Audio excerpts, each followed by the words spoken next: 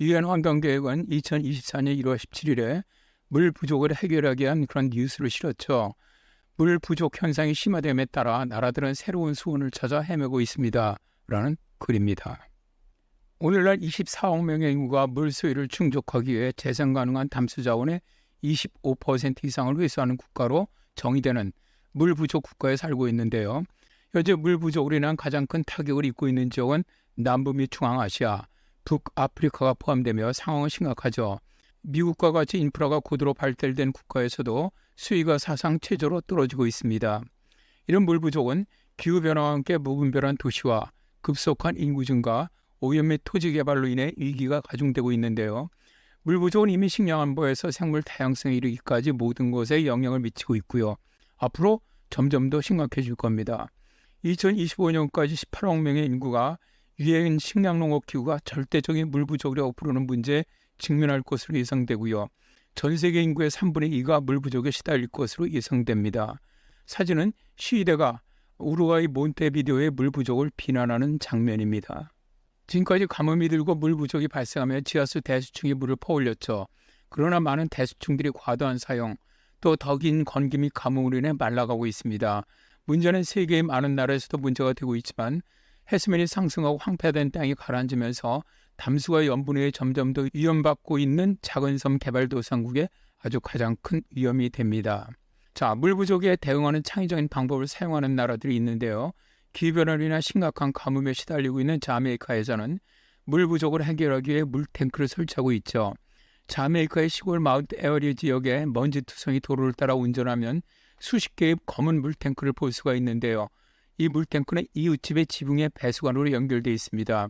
탱크의 높이는 2m인데요. 그들은 빗물을 모아서 점적 관계 시스템을 통해 토마토나 고추, 고구마가 가득한 인근밭으로 보냅니다. 기후변화와 관련된 가뭄에 점점 더 시달리고 있는 지역에서 이 탱크는 지역 농부들의 생명줄이 되었죠. 내가 아는 모든 사람들은 강수량이 줄어들어 강우량을 예측하기 어려워지면서 똑같은 어려움을 겪고 있다. 빗물 집수 시스템을 갖춰서 기분이 꽤 좋다라고 한 여자 농부는 말합니다. 칠루와 페루를 포함한 일본 농촌 지역에서는 공중에 떠있는 물을 모으고 있습니다. 이러한 시스템 중 일부는 미세한 메쉬를 사용해서 작은 안개방으로 수집하는데요. 효율적인 안개 수집기는 공기 중에서 10%까지의 수분을, 비효율적인 수집기는 2% 정도의 수분을 수집한다고 해요. 이상적인 위치는 안개가 흔히 발생을 해서 안개 수집기의 생산량이 최고에 달하는 차가운 해안 기류 근방의 건조한 고지대이기 때문에 페루나 칠레에서 사용하고 있는 것이죠. 최근 몇 년 동안 국가들은 바닷물에서 염분을 제거하고 여과해서 식수를 생산하는 과정인 담사를 설치하기 시작했는데요.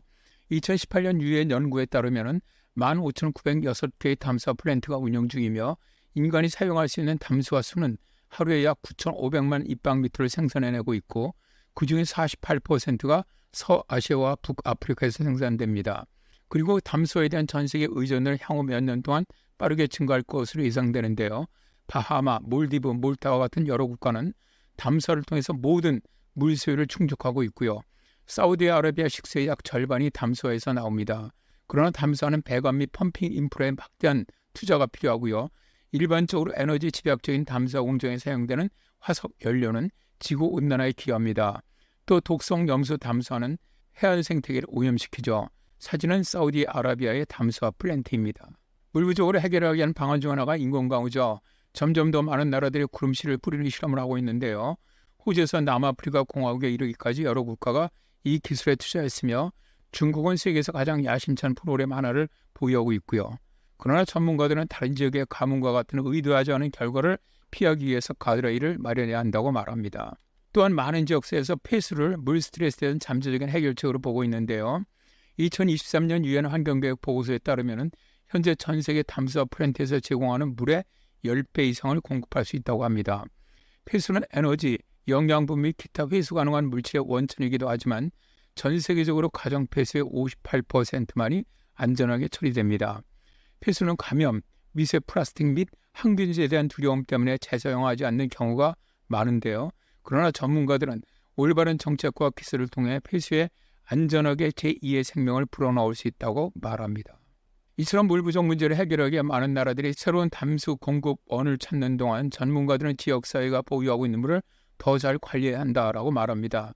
이러한 측면에서 가장 큰 기회는 예를 들어서 점적 관계에 투자를 해서 농업 시스템의 물 손실을 줄이는 것이 있고요. 또 전 세계 인구의 절반 이상이 거주하는 도시가 수도 간 누수를 포함하여 물 손실을 막게 노력해야 하는데요. 예를 들어서 미국에서는 매주 3조 7천억 리터 이상의 물이 잘못된 가정용 배관으로의 손실이 되고 있죠. 물 부족은 점점 더 많은 국가에서 중요한 문제가 되고 있다.